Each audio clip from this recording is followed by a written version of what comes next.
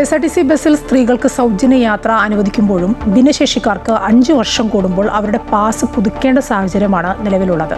പ്രായം ചെന്ന ഭിന്നശേഷിക്കാർക്ക് ഉൾപ്പെടെ ഇത് പ്രയാസങ്ങൾ സൃഷ്ടിക്കുന്നുണ്ടെന്നാണ് ഭിന്നശേഷി കൂട്ടായ്മയുടെ പരാതി വരുന്നത്. കോഴിക്കോട് നിന്നും എം രാകേഷ് തയ്യാറാക്കിയ റിപ്പോർട്ട് കാണാം. 5 വർഷം കൂടുമ്പോഴാണ് ഭിന്നശേഷിക്കാർക്ക് കെഎസ്ആർടിസി ബസ്സുകളിൽ യാത്ര ചെയ്യുന്നതിനുള്ള പാസ് പുതുക്കേണ്ടത്. ഇനി ഇത് 2028 പുതുക്കേണ്ടത്.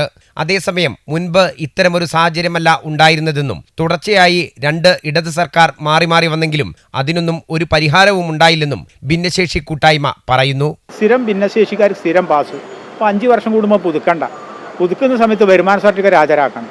20,000 രൂപയാണ് അവർ പറയുന്നത് ആ ഫോമിൻ്റെ അകത്ത്. അപ്പം നമ്മളെ പെൻഷൻ തന്നെ 24,000 രൂപയുണ്ട്. അപ്പം ഭൂരിഭാഗം ആളുകൾക്ക് ഇത് ലഭിക്കില്ല. ശാരീരിക വൈകല്യമുള്ള 50% ആളുകൾക്ക്. അപ്പോൾ എനിക്ക് സ്ഥിരം വൈകല്യമാണ്. എന്നെപ്പോലുള്ള എത്രയോ ആളുകളുണ്ട്, അവർക്ക് സ്ഥിരം പാസ് കൊടുക്കണം എന്നാണ് ഞങ്ങൾ പറയുന്നത്. അങ്ങനെയാണ് വലിയ ഒരു ഗുണമാണ്. മറ്റൊന്നെന്ന് പറഞ്ഞാൽ കേരള അതിർത്തി കഴിഞ്ഞാൽ പുറത്തേക്ക് പോകുമ്പോൾ ഫുൾ ചാർജ് കൊടുക്കണം. KSRTCൻ്റെ പാസ് നമ്മളെ ബസ് കയറി കഴിഞ്ഞാൽ മുത്തങ്ങ കഴിഞ്ഞാൽ എന്ന് പറഞ്ഞാൽ സുൽത്താൻ ബത്തേരി കഴിഞ്ഞാൽ പിന്നെ ഫുൾ ചാർജ് കൊടുക്കണം. വയനാട്ടിൽ പോകണം. അങ്ങനെ ഓരോ ജില്ലൻ്റെ നല്ല സംസ്ഥാനത്തിൻ്റെ ബോർഡറുണ്ട്. അത് മാറ്റിയിട്ട് ശരിക്കും പാസഞ്ചർ പോലെ തന്നെ എക്സ്പ്രസ്സിൽ ഞങ്ങൾക്ക് പാസ് തരാൻ ഞങ്ങളൊരു അഭ്യർത്ഥന. നിലവിൽ ഭിന്നശേഷിക്കാർക്ക് ജോലി ലഭിക്കുന്ന സാഹചര്യങ്ങളും മറ്റും ചൂണ്ടിക്കാട്ടിയാണ് ഇടത് സർക്കാർ പാസ് പുതുക്കുന്നതിന് 5 വർഷം എന്ന നിബന്ധന വെച്ചത്.